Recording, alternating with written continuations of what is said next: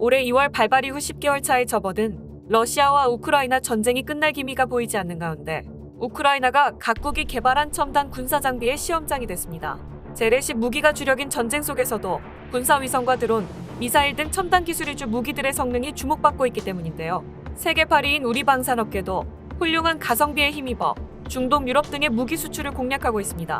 한국의 방산업체 LIG넥스원이 중거리 지대공 미사일 방어 시스템 천궁2 수출에 적극적으로 나서고 있는 가운데 아랍에미리트 수출에 이어 사우디아라비아, 폴란드, 인도네시아 시장을 공략하고 있습니다. 천궁2는 시험 발사 당시 100% 명중률을 보였고 미국의 패트리엇 미사일 대비 절반 수준의 가격으로 각국으로부터 관심이 집중되고 있습니다. 최근 방산업계에 따르면 아랍에미리트군은 지난 12월 5일 우리나라에서 수입한 천궁2의 실사격을 진행했는데요.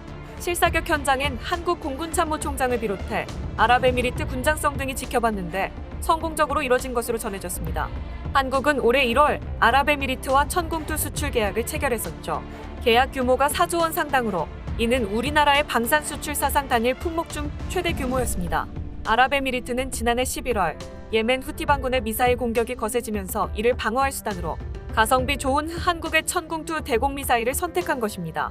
천궁2는 적항공기 요격을 위해 개발한 기존 천궁 미사일의 레이더 성능과 유도탄을 개량한 무기체계입니다.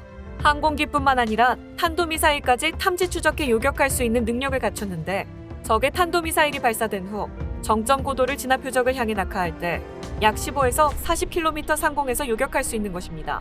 2020년 11월 우리 군에 실전 배치된 후 여러 차례의 시험 발사에서 100%의 명중률을 기록한 것으로 알려졌었죠.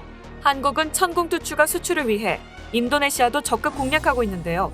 2006년 주파수 도약형 무전기 PRC-999K 수출을 시작한 이래 2013년에 인도네시아 사무소를 설립했고 2020년에는 주파수 공용 통신 시스템인 TRS를 납품하는 등 동남아 수출 시장 확대에 주력해왔다고 설명했습니다.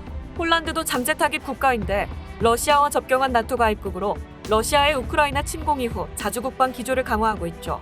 현대전에서는 미사일의 중요성이 높아지는데 폴란드는 적성국인 러시아 미사일을 도입할 수 없는 형국입니다. 한국은 이점을 공략해 다연장 로켓 천물을 폴란드에 판매하는 5조 원 규모의 계약을 체결한 바 있습니다. 또한 사우디에도 수출 가능성이 있는데요. 정부에 따르면 지난달 방한한 무함마드 빈 살만 왕세자는 윤석열 대통령과 회담 중 방위산업 수출 논의를 한 것으로 전해지고 있습니다. 사우디는 예멘 반군의 탄도미사일과 드론 공격에 대응하기 위한 요격 시스템이 절실한 만큼 한국 무기에 눈독을 들이고 있습니다.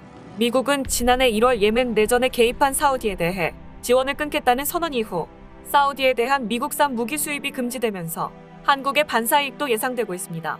이상 우리의 미사일 방어 시스템 천궁이 아랍에미리트 수출에 이어 사우디, 폴란드 등 세계 여러 나라에서 관심이 집중되고 있다는 내용을 끝으로 영상을 마치겠습니다. 시청해주셔서 감사합니다. 구독과 좋아요는 영상 제작에 큰 힘이 됩니다.